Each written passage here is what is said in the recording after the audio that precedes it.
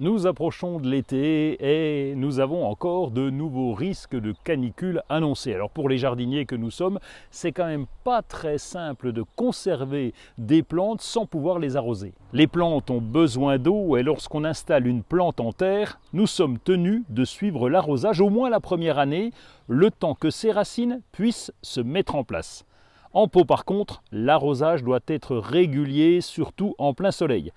Mais heureusement, la nature est bien faite et certaines plantes sont très résistantes à la sécheresse. Et c'est le cas des sédums qu'on appelle aussi les orpins. Ils sont d'origine variée et sont présents dans différentes régions du monde. L'avantage de ces plantes vivaces, c'est leur résistance au soleil, au froid et à la sécheresse. Ils peuvent couvrir un parterre et se développer seuls ensuite pendant plusieurs années. Le genre sédum appartient à la famille des Crassulacées qui compte de nombreuses espèces de plantes succulentes. Voici sur cette vidéo une sélection des principaux que vous pourrez utiliser pour garnir un balcon, une bordure ou même un petit massif dans le jardin. Le sédum Reflexum Yellow Bouquet.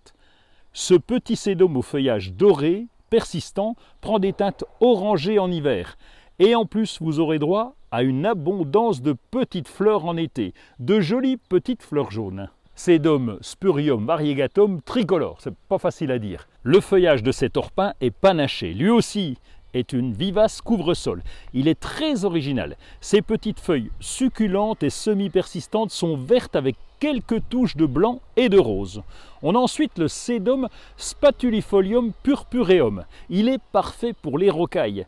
Ses feuilles sont un peu aplaties et disposées en rosette. En été, là aussi, vous aurez droit à de nombreuses petites fleurs jaune vif.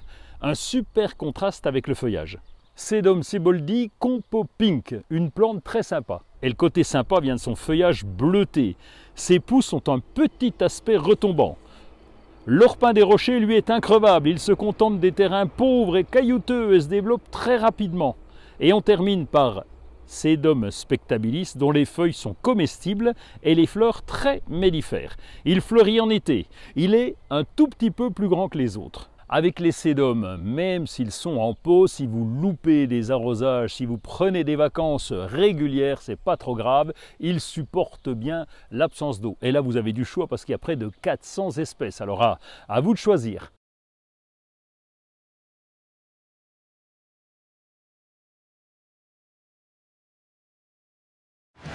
Retrouvez tout France Bleu sur francebleu.fr.